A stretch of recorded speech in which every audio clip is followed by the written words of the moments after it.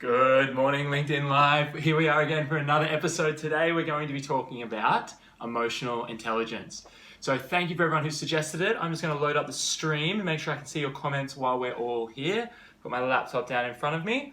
And as you log on, if you have any thoughts, questions, comments, anything that I could possibly help with today, feel free to drop it in the comments below. Or even if you're just watching and you want to say hi, say good day. We'll give it a minute or two to set up. And just after 11, we will kick things off.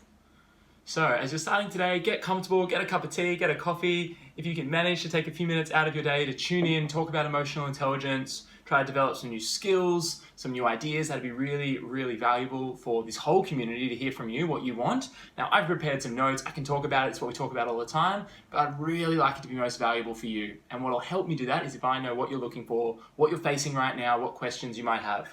So we'll give it a couple of moments just to load everything up. And as we're going, I will see if I can load up this stream and see your comments. Here we go.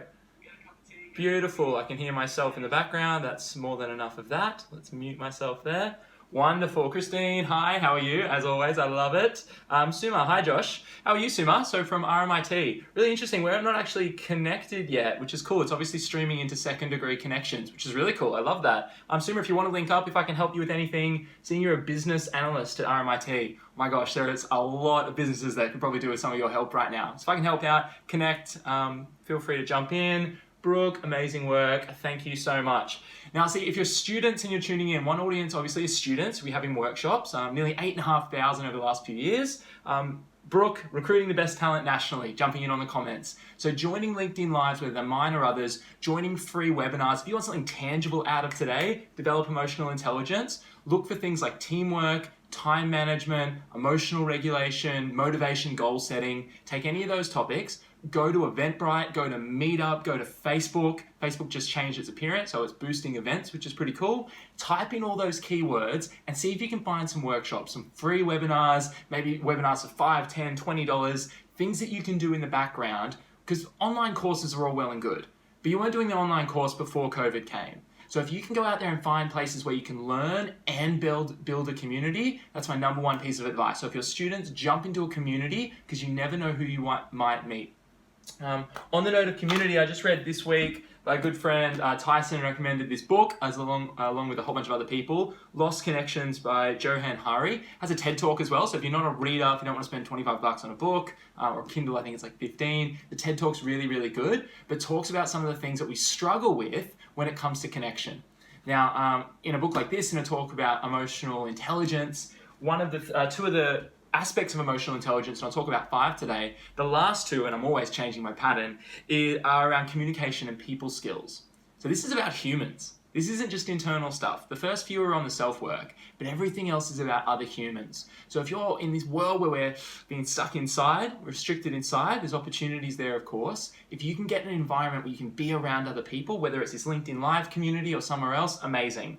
So if you're jumping in the comments, if you're seeing everyone else in the comments, our community tends to be a pretty friendly and open bunch. They wouldn't put up with my 2 posts a day on LinkedIn if that wasn't the case. So jump on, add them, connect with them. Hey, I saw you on the chat with LinkedIn Live. Josh told me to do this. Send. What's the worst thing that can happen? If you don't ask, the answer is always going to be no. So thanks for everyone who's tuning in so far. I think we're up to about 30 people in the chat. Really, really appreciate it. I hope that you have a cup of coffee or a cup of tea. If you are drinking a coffee or a tea, jump in the comments, post in there. What are you drinking? What are you enjoying today? So a few warm welcomes and then let's get into it. Thanks again to Brooke up the top. And now, very, very nice. Good morning to you as well. Stefan, founder of Melbourne Startup. Good morning, bro. How are you? Shrub, good night, Josh. Okay, Shrub, where are you right now? Where are you in the world? I'd love to know. Kyle, hi from WA. Morning, okay, connection, that's totally fair. Will, great way to start the morning, glad you're here. Darren, Wei, awesome, and more people in there as well. So let's start with the first question of today. So Isabel from the University of Adelaide submitted a question on the post. I want to address that first. Isabel was talking about how do we help others when we're not physically there? I think this is a really interesting insight. Now, when we talk about emotional intelligence, let's talk about the first few elements, and that's where I want to work into how do you help others. I believe before you can help others, you need to help yourself. It's why I love this framework around emotional intelligence. Now, if you're someone who likes to go deep and you're looking on the reading list, Daniel Goleman literally wrote the book called Emotional Intelligence in the 90s. And it is like a bleeding heart. He is amazing, still doing the work all around the world. It's like a bleeding heart for the case of why we need to take care of ourselves, understand ourselves, transform ourselves, transcend ourselves, and give to other people. He shows it in non-profits. He shows it works in government. He shows it works in startups. He shows it works in relationships. Study after study after study. If you want to make more money, have better relationships, be in better physical health, better mental health, emotional intelligence is such a succinct set of tools to do that. So the first two we're talking about, or the first three really, in the way I like to think about it, how you can help yourself.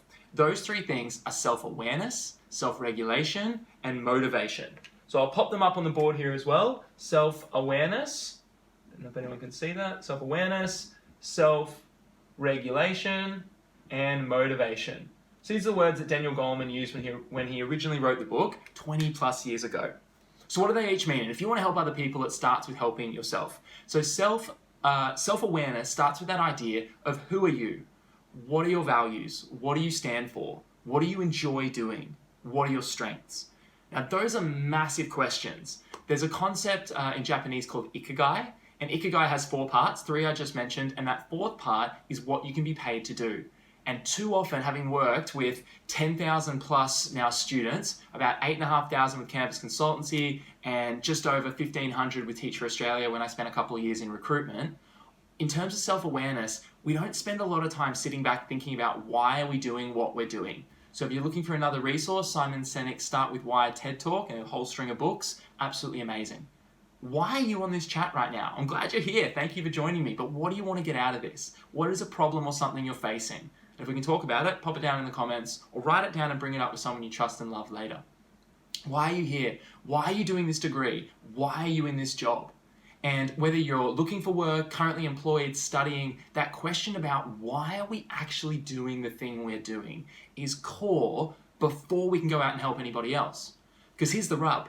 You can help a lot of people. And going back to Isabel's question, you can help a lot of people in your life. You can help them digitally. Isabel, let's pick 3 categories of people right now. And anyone out there, you might pull out paper and pen, jot them down. What are 3 different segments or groups of people in the world you want to help? Now, restrict you. Someone in Australia, someone in a country you've been to or never been to before but overseas, and someone who lives within 5 kilometers of your house. Now, that person you might want to help you might actually want to help yourself. My whole philosophy is, I don't think you need me to save you. I don't think there's anything wrong with you. I think you maybe have a whole bunch of skills and habits and hobbies and tactics and learnings and experience that I could learn from. But the self-awareness for me is, I see every conversation as a learning opportunity. You don't need me to save you, but I think it might help some of you out there if you watch me save myself. And this is a quote I heard last week, and I've absolutely loved it. It's become my mantra through COVID. How can I help myself in public, which not everyone is happy about? Not everyone loves sharing 2 posts a day on LinkedIn, I get it. But for me, I can handle that. I know I'm my best self when I have external accountability on top of internal accountability. So 3 groups of people you could help. If you're a student out there, can you help other students at your university? Can you do something to help international students in a digital world? Maybe that means you post a video each day and you share some tips. Do you know how to cook? Maybe you do a live cooking class, you put a free Facebook event up, you Zoom chat people in, and it's pancakes and positivity on a Saturday morning. You could help people cook, you could help them eat, and one of the biggest drivers of student communities is just connection. When I was a student at university in 2013, president of my engineering society, I booked a meeting with the dean of engineering. And I asked him, thank you for all this support financially and resources. It's amazing. Thank you. But what can we do to help you? The key question in emotional intelligence is leadership is service. And if you want to help somebody, you need to know what they need first. It's kind of the opposite of how we think. We want to have an idea in the shower and then just go and roll it out in the world. It doesn't work like that. We need to do customer discovery. Who is the person we're trying to help in parallel with what is it that we can actually deliver to help them? So I always go with what help do you need? And this dean of engineering sat down and he said the number one reason students are dropping out of university, and this data is a little bit old and it's from one faculty in 1 year, one person's perspective, the number one reason was lack of social connection, social isolation. Hence, a book like this rises to worldwide fame. It's amazing. So he said anything you can do to help people make friends is valuable. So my whole mantra as a student leader was bringing people together. Now, at the time, I had no emotional intelligence. I was like, great, I'm going to help everybody else. But those people around me, I was awful at the fifth element of emotional intelligence, which is people skills, weirdly. People closest to me, I was a pro at firing those relationships. I could ruin a relationship with anybody. Why? Because I needed this significance. And Isabel was talking about those 6 needs before. I needed significance, and my way of getting significance was helping others. But it wasn't focused on connecting with those around me. And once I realized that in self-awareness, I was like, oh, I'm prioritizing a greater mission, which is justifying my ideology, but I'm burning relationships with those near me. I had to flip it. And now one of my key metrics in life is, can I build relationships with those around me? So let's jump back to the comments, and I want to answer Isabel's question, wrap it up. How can you help those in a digital world? Pick 3 groups of people around you. If they're students on campus, off campus, if they're employees in your office, your co-workers, your team, your stakeholders, if they're your clients, getting on the phone to those clients, calling them up, sending them a video message, sending them an email. No call to action, no here's our COVID special, just how are you? Do you need anything? It doesn't matter if I'm not the person to deliver it. What do you need? Can we help you out? So just going out, reaching out to the community, asking if they need help. Self-awareness, helping yourself first. What are you uniquely positioned to deliver? Are you a really good communicator? Are you someone who likes to listen and spend time with people? Can you create ebooks and guides? Can you create videos? Where are your strengths? So self-awareness, the more you know about you, will help you help others. So I'll jump down into these comments here. I'm loving that so many are coming through, and let's make sure that we're always delivering this on value to you. So Laura's saying, so glad you read it. Awesome. Isabel, super keen for the session. I'm glad you're on board, Isabel. Vaishali's having some green tea. Cheers, Vaishali. Glad you're here. Nathan from UNSW Student Ops. So glad you're here, Nathan. Amanda, loving the content. Laura, do you have an email newsletter that will include notes and recommendations from here? So I have a newsletter that goes out to all student clubs around the country and a list of stakeholders that we engage with, or we try constantly to add value. A newsletter is something that LinkedIn has a function for, but you need to be invited to it. So I'm thinking about that, but maybe that's something I'll consider. If you would like a newsletter, if you would sign up to a newsletter, I'll throw a link out this week and see if anyone signs up. And if you do, tag some people. I'm happy to do that. Would love to. See if we've got any other questions on here. Not just yet. All right, no worries at all. So let's keep going. So emotional intelligence, 5 levels. 1 is self-awareness. There's lots of ways to explore this. My favorite is Ikigai. So Google Ikigai, I-K-A-G-A-I. So that's I-K-A-G-A-I. Ikigai. Japanese word, we don't have a word for it exactly in English, but it more or less means finding your purpose. The second element of emotional intelligence is self-regulation. Now, I have 2 keys here that have really helped me with self-regulation. This is something that when I was younger, I had a lot of frustration. I was not a very good regulator of my emotions. And that's what we're really looking at here. Self-regulation, emotional regulation. Some of the reasons for that is when I was younger, I was really, really overweight and really self-conscious about my image. I was the slowest kid around the football field when we'd go running. I played a couple of years of rugby union, terribly poorly. I couldn't tackle because I was scared of everybody. But also I was just really unfit. I played front row. I was a prop, even though I obviously don't have the build for that whatsoever. But I was just really, really overweight. And because of that, I had a lot of this pent up frustration. And the way I channeled my sense of significance was literally from body to brain. I was like, as long as my brain works well, I can forget about myself from the shoulders down. The only problem when it came to self-regulation and emotional regulation was I didn't realize that motion drives emotion. Look at the word emotion. E-motion. Energy in motion creates emotion. Now we know this. If you've got up and exercised this morning, if you've been for the run, I'm working on my running right now. I did 11 Ks this morning, very proud. Nearly killed me. But did 11 Ks, and at the end of that, you get that runner's high. What is that in your body? It's endorphins. You feel amazing when you exercise. And if you've cut off the body down, you just said, no, I'm not dealing with here from the shoulders down, you're cutting off that ability to generate a lot of really positive emotion. The second thing is, for me, when I cut off the body down, I looked at everybody else's competition. So my focus in the world was, am I the best? In any situation, any relationship, against any teacher, if I knew they had my best interest in mind, great. But if I thought we were going head to head, if I had this sneaking suspicion that they didn't like me, I butted heads instantly. And I had no way to control that.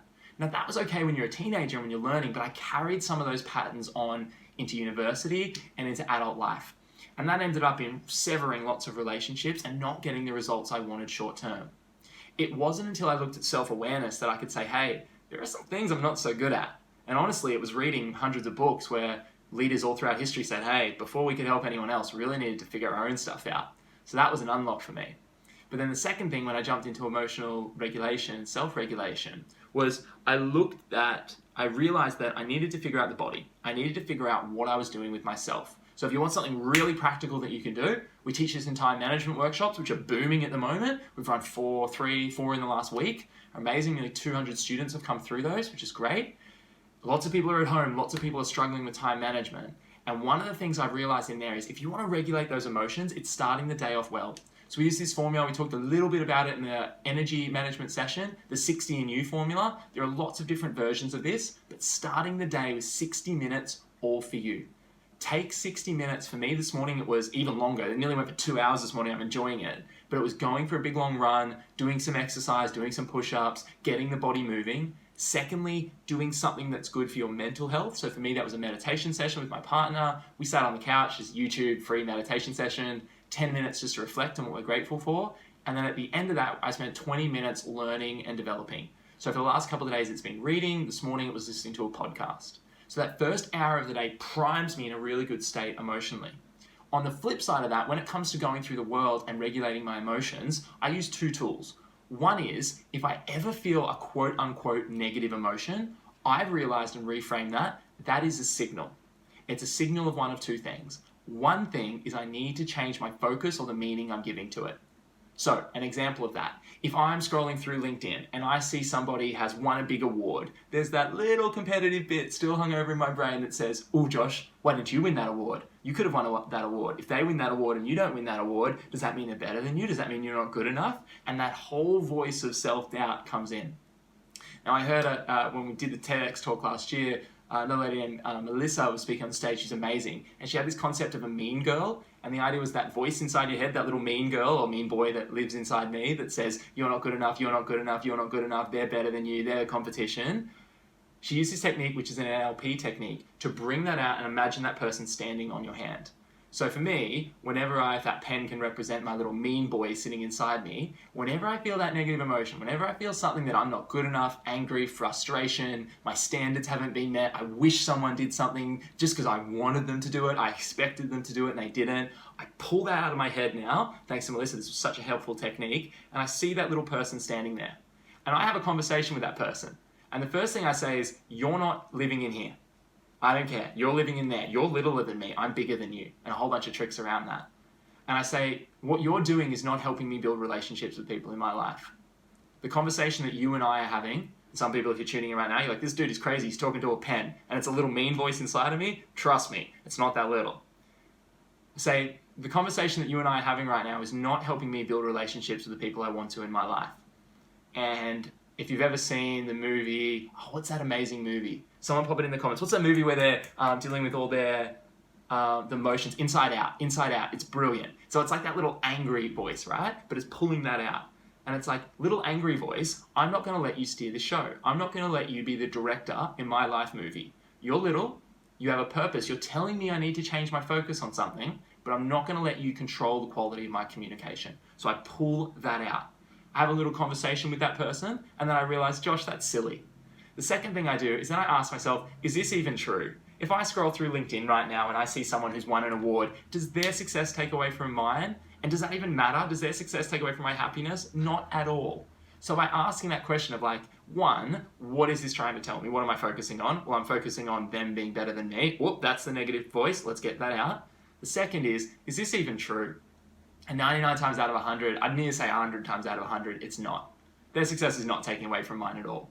Now, it doesn't feel amazing to jump on a LinkedIn Live and tell people, all sorts of different people that, hey, sometimes when I see someone successful, I feel competitive. But my hope is maybe that's something that you've experienced.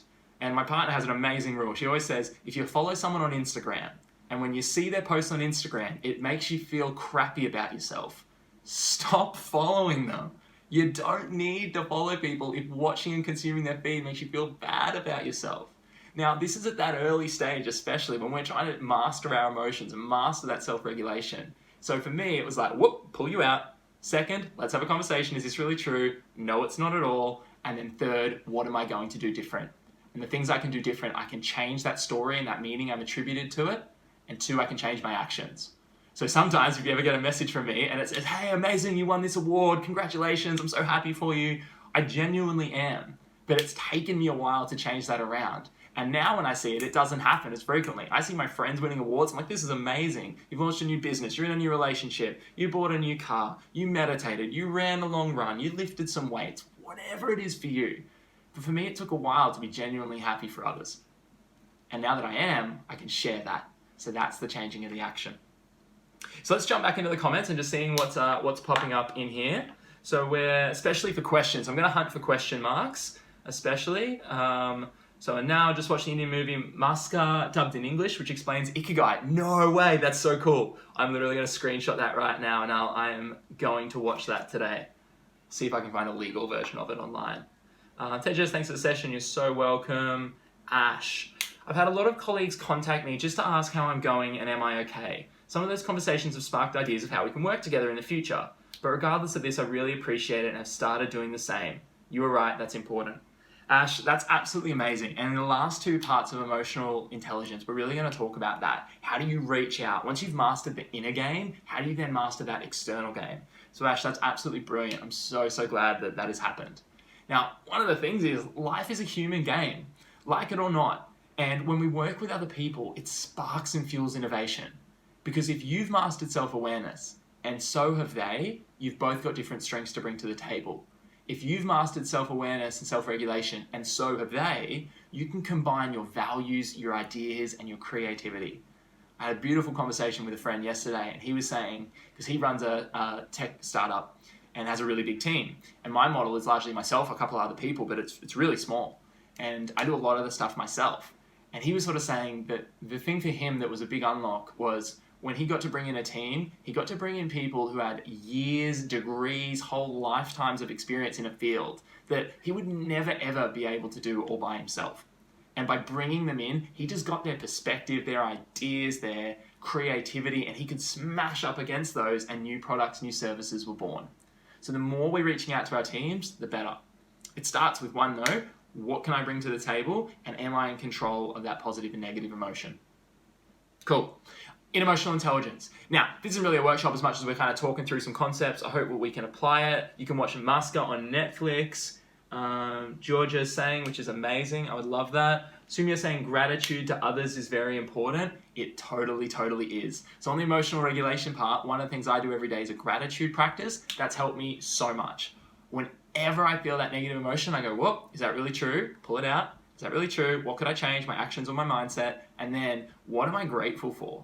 What is this? Is this a blessing in disguise? Is this a gift? How do I figure out how this is really great for me, my purpose, my community, my friends and family? So I love that. Gratitude practice is absolutely huge. And we talked about that a lot in the energy management session. The third part, come on Josh, I'm gonna have a sip of coffee. Get me refocused. The third part of emotional intelligence is motivation. Now, this, I believe, lies internally. There's some different writers who put it internal and external, but for me, when you're looking at motivation, it's really helpful to split it between intrinsic motivation and extrinsic motivation. Daniel Pink has an amazing book called Drive, written about this. He also has a really good, amazing TED Talk, talking about how if you reward people in certain tasks, particularly creative tasks, so what's going on with COVID right now? We can't reward people. It's not, oh, you get a pay rise if you can fix this problem in our company with COVID very quickly. Doesn't work like that. If we want something that's highly complex, highly creative, never done before, that intrinsic drive, why are we doing it? How does this align with our values, is a much stronger motivator. Now, if you need to make as many sandwiches as you possibly can in an hour so you can get them out to a school and kids can eat lunch, the intrinsic motivation will drive you throughout, but it's a fair bit of research that says, hey, you pay people a little bit more, you give them a little bit more recognition, chances for progression. That extrinsic motivation of something that's repetitive and relatively simple actually does work. But when we look at motivation, what I'd love you to do, if you're still with me right now, I would love you to grab a pen, grab a piece of paper, open a Word document, pop it in the comments below, and say, what is the one reason you're doing what you're doing right now? Why? Why are you doing your degree? Why are you in your job? Why are you in this particular city that you're living in? Why are you on this LinkedIn call? Why? What motivates you? Why is this the thing you're deciding to point all your magic, all your gifts, all your passion at? Why is this the thing? Now, when I worked in graduate recruitment with an amazing organisation, I mention them all the time, Teach for Australia. If you're thinking about career shifts in the future, if you're looking to do something amazing with purpose in the world, I couldn't recommend them highly enough.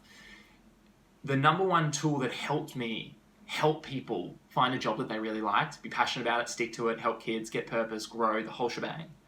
The number one thing that helped me do that was this idea of why. I wanted to know what motivated someone at a deep level. So popularized by Toyota and sort of lean manufacturing as a movement, the 5 why technique is such a powerful tool for motivation. So if you've written in the comments why you're doing the things you're doing, or you've jotted it down, when you take away from this call, when you jump away from this LinkedIn Live, I'd love for you to sit down and go, okay, well, I'm in this degree to get a job. Okay, why do I want to get a job? Well, I'd like to work overseas. Okay, why do you want to work overseas? Well, I really want to meet people from different cultures. Okay, why do you want to meet people from different cultures? And if you dig and dig and dig and dig and dig into why am I exercising this way? Why am I eating these sorts of foods? Why am I watching this on Netflix? Why am I reading these books? Why am I in these relationships? Why am I doing this volunteering? Why am I in this job? And a big one, why am I spending money on these things? The more you learn about your intrinsic motivations, which are totally unique to you, the more power you have over them. You can choose them. You can steer them. You're the master of the ship rather than it steering you.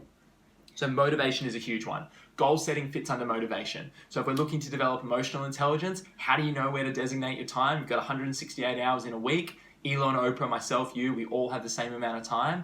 Depending on your motivations, and specifically your awareness of your motivations, will determine how you spend your time. Now, I'm going to butcher this quote for sure, but the idea is from Carl Jung. And he said, if you can't identify and articulate, is the point of it, if you can't bring up to your conscious awareness that which is subconscious, all through life you'll be governed by your subconscious, and you'll call it fate. We're acting in our own self-interest all the time, depending on the stories and the beliefs that we have. So if we want to master these things, we need to dig in. Another quote of his, which I love and butcher always, I should really learn these quotes a little bit better, is that which you most need to find will be found where you least want to look. So for me, as I said in a TED Talk, it was looking at the things in my life that repeatedly had failed for the same reasons and going, okay, why is that? Dig, dig, dig, dig, dig. Ooh, there's something I don't want to deal with from childhood. There's something I don't want to deal with from when I was a teenager. There's something I don't want to deal with because I don't like that piece of feedback I got from that boss or that professor or that teammate. But once I dug under it and said, okay, where is that invalidating my sense of self? And can I recreate it into something more powerful? That was the unlock. So it sounds like a lot. If you want to dig into the motivation, goal setting. Sit down, set some goals. While you're at home, what's a health goal that you want to set? What's a professional goal? What's a learning goal? What's a relationship goal? Maybe what's a career goal that you want to set?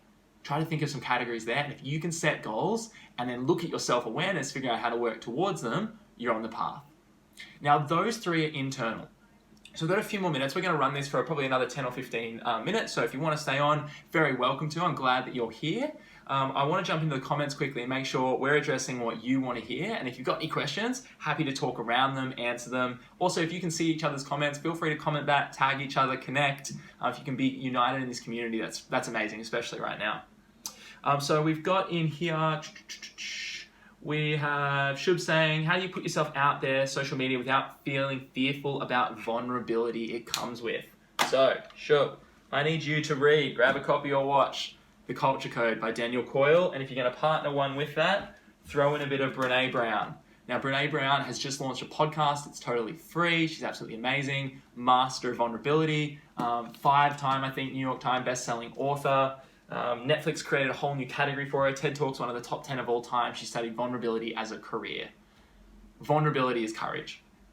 Courage and bravery is not waiting for fear to go away. It's acting in spite of it. It's knowing it's going to be there and leaning into it. So with your question around how do you put yourself out there, especially on social media, without feeling fearful about the vulnerability it comes with, a safe principle to go with. Don't share anything you wouldn't be happy being on the front page of the paper or on the news. So nothing I'm going to share with you today is something that I don't want on the front page of the paper. I'm happy about it, but I've worked up to this over a few years.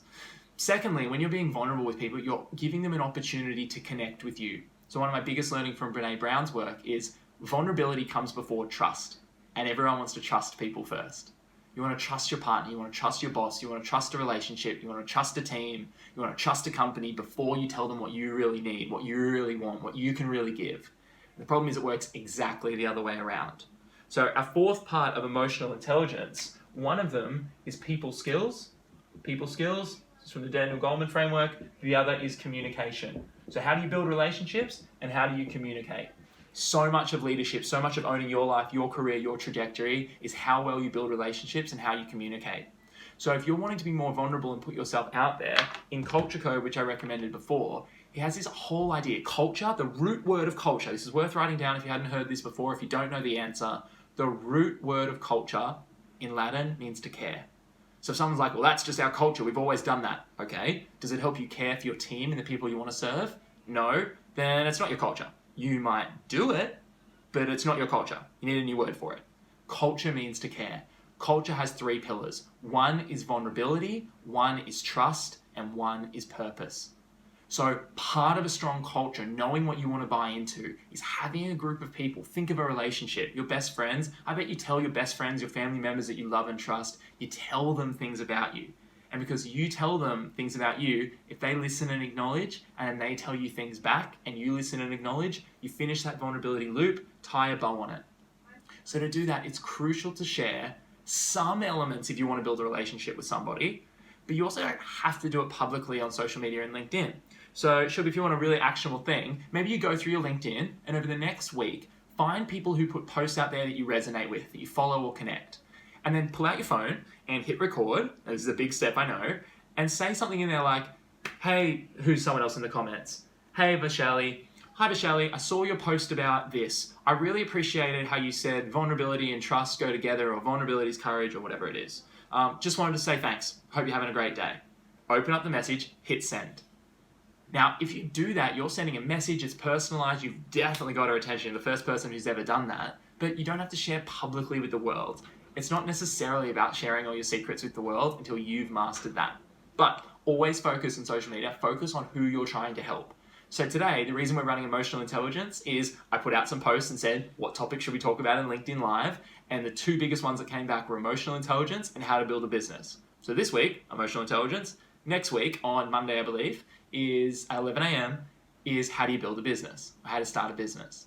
So I'm trying to service a need which has been called for. And especially right now when it comes to self-awareness, self-regulation, motivation, we're spending so much time at home, we're so isolated, that it's really powerful to be able to master these things. Cool. Charlie, I love this. I'm usually happy for people when they've achieved something, but I still feel envious, jealous of them, and then guilty for feeling this way. This is amazing. So this is a Tony Robbins concept, which I saw in a video from like 40 years ago. I'll call the crazy 8 loop. I love it. I think it's brilliant. It's like anger, depression, anger, depression. I'm envious of this person, now I feel bad about it. And I'm envious again, now I feel bad about it. And you go round and round and round. And I've been there. So the easiest way for me, flip it. Gratitude. 1. Use loving kindness meditation has been a massive thing for me. Doing gratitude in the morning, what am I grateful for? What am I appreciative for? What do I hope for my day? And then thinking 1 degree removed, the loved ones in your life. Okay, what am I grateful about them? What do I hope for their days? What do I hope they get a lot of? 1 degree removed. Okay, who's that person who I kind of bump into every now and again? What am I grateful for them? What do I hope they get in their day? And then go out to that next level of even someone who you might be envious of, or someone who you've had an argument with, and go, look, what can I learn from this person? They're someone's son or daughter, brother or sister, lover or friend. If I had to find something amazing about this person, what is it? What's something that's special about them? Nothing special about them. They told me to F off. Well, I love that they're really open and upfront, and at least they're honest, if nothing else. No, they're not honest. They lie to me all the time. Okay, well, what could you be grateful for? Well, they're direct. They just speak what's on their mind. It's okay. At least they're open. They're a strong communicator. Now, are they channeling that in a good way? Maybe not. Have they nailed the emotional regulation? Maybe not. But if there's something you can appreciate about somebody else, that can be such a big unlock. Now, when we're talking about the last 2, people skills and communication, a couple things that can be helpful. I really encourage this video format. Why I'm doing it right now is not a coincidence. In terms of communication, 55% of communication is body language, 38% is tone, 7% is word choice. Think about it. I get on here today, and if I took away the body language and I took away the tone and went, Emotional intelligence has 5 parts. Daniel Goleman wrote a really good book about emotional intelligence, and the first part of emotional intelligence is self-awareness. I really recommend Ikigai. There's a cool movie about Ikigai on Netflix. It's the same content, but it's not engaging. You're not feeling that vulnerability. You're not seeing the tense of tone. I'm not using my hands to layer things or say there's 2 parts of something. It's just one little thing. So communication is so big on body language. So when we're not physically there, we really need to lend on some of the technologies, Zoom, videos. It can be a really powerful way to get your message across. Voice obviously is in there. Text word choice is just 7%. This is why if you've ever got a text that says, we need to talk, you freak out because they might really want to talk about a great opportunity. We need to talk because when are we going out to dinner next? But because you lose that tone, you lose that body language, you lose the message. So communication is really powerful using video there. And with people skills right now, if nothing else, video messages to friends. It's my number 1 tip for today. Jump on LinkedIn, jump on your Instagram, jump on Messenger, even in email, voice messages, video messages, something that's different. Change it up. We don't need incremental little innovation where we just send emails with COVID in the subject line. I'm sick of them. Do something different. Try something new. You've got nothing to lose. Now, see if we've got some other comments in here. Nathan and Nal, absolutely love it. Christine, appreciate it, Christine. Really appreciate that. Monash Parkville Union Student Association. I'm sure you've got a lot of people you're looking out for. Emotional intelligence can be powerful. Some things that you could offer out to them. Offer something on goal setting. Offer something on time management. Offer something on energy management. Offer a workshop on Ikigai. We provide them, but lots of other people do as well. If you want to go and find someone who puts 10 hours into learning it, mastering it, run a webinar, write a summary, whenever I want to learn something new, I literally Google it, open the first 10 pages, read it all, summarize it, try to put it in a process that's a circle or a triangle or a matrix, and then try to teach it and see if it works. So if you want to get these ideas out to people, now's the time to innovate, create, and add value out to your community. Absolutely love it. Sumya, you're so welcome. Thank you for tuning in. If anyone has any final questions, please pop them in the comments below. But what I wanted to get across today, one, emotional intelligence is so key, but it's a constant process. I'm always trying to improve this. Every day I wake up and go, look, here are the 5 categories. These are the things that I'm focusing my life around. I need to understand myself better. I need to know, control, and use my emotions for good. I need to know what's motivating me consciously so it doesn't direct me subconsciously. I need to make sure those motivations are pointed at goals which make the world a better place for me, myself, and those around me. 4th, I need to focus on the quality of my communication. Internally, what am I saying to myself? And externally, how am I using my voice? Am I being sarcastic or nasty just because I feel like I have something to say? Or am I being loving? Am I being kind? Is my communication generous? And the 5th part is all around people skills. That's building relationships. People don't care how much you know until they know how much you care. So today, pull out the phone right now. If you're still with me, 25, 26 of you, pull out the phone right now, go to your text messages, find one of the last 5 or 10 people that you've contacted, a friend, a family member, open it up, send them a little red love heart. It'll make their day. They won't be expecting it. And if you've got some professional contacts in there, maybe don't send a little red love heart, you get in some trouble. But maybe just send them a message, someone that you haven't spoken to in a while, scroll down through the text messages, let it run, see who pops up, let serendipity come in, and just touch base with them. Send them a message, hey, how you doing? Was thinking about you today, just wanted to check in. Hey, we haven't spoken since January the 3rd, whatever the message is. How you doing right now? How is everything? What are you focused on? What are your goals for this week? You might scroll down through that too and say, hey, is there anything I can do to help? And if your clients, if your customers, if your professors, your recruiters, your employers, if they know now you're seeing this as an opportunity to help, not to take, that's where you can add enormous value. And emotional intelligence doesn't just live in the brain, you're putting it into action. So thank you so much for joining today. I really appreciate it. Ted just has said, I'm still figuring out what really motivates me. I'm studying politics at Uni Melb. I feel why I do what I do is because I love to read politics and implement some good ideas in my life. Amazing. If you're implementing it, if you're seeing success, that's brilliant. And Ted just, look, I've got to be totally honest. When we look at the current state of politics, it's a pretty hard job. I don't know if I want to be in charge when there's a global pandemic. So I think some empathy here for leaders all around the world, but also we need leaders in the future in all realms, politics, startups, nonprofits, who are going to move the needle, who are going to innovate, who are going to act quickly, who can communicate clearly. We need that. And so at a time of global crisis, if you can find a problem, this time might be when you find some part of this problem where you go, it frustrates me how there's no constant communication. It frustrates me how we're changing the rules every day. Or it frustrates me because of this. In that problem lies an opportunity. So we're catching up later this week, and that's what we'll dig into. Where's the hidden opportunity in here for you to innovate and for you to get clarity on where you might be able to make a difference in the future? So with that, thank you for tuning in. I really, really appreciate it. I think we've had higher attendance in on this call, lots of people jumping in and out than we've had so far, which is even better. I've gone 40 minutes instead of 30, as I always do, always run long. But in summary, if you want to learn emotional intelligence, check out Daniel Goleman's work. There's a whole bunch of different people who've written about it. Just Googling emotional intelligence can be some really good insights. But the 5 things for me: self-awareness, self-regulation, motivation, people skills, and communication are absolutely critical. Can you do one thing in the next week to increase each of those 5 domains? And Monday to Friday, if you did one thing each day to improve those for 5-10 weeks, all of a sudden things can start to change personally, professionally, relationships, health, etc. So with that, I'll let you go. Thank you so much for joining me. I wish you all the best. Have an amazing day. And we'll see you if you're around on Monday at 11 a.m. I believe it's Monday at 11 a.m., but I'll check that. For our session on how to start a business. If you really want to capitalize on this time, this is a time to create something that helps people, not takes advantage of people, but says, I've got some free time. What could I create? So with that, I wish you all the best. Have an amazing rest of your week, and I'll speak with you very, very soon. Thanks, team. Bye.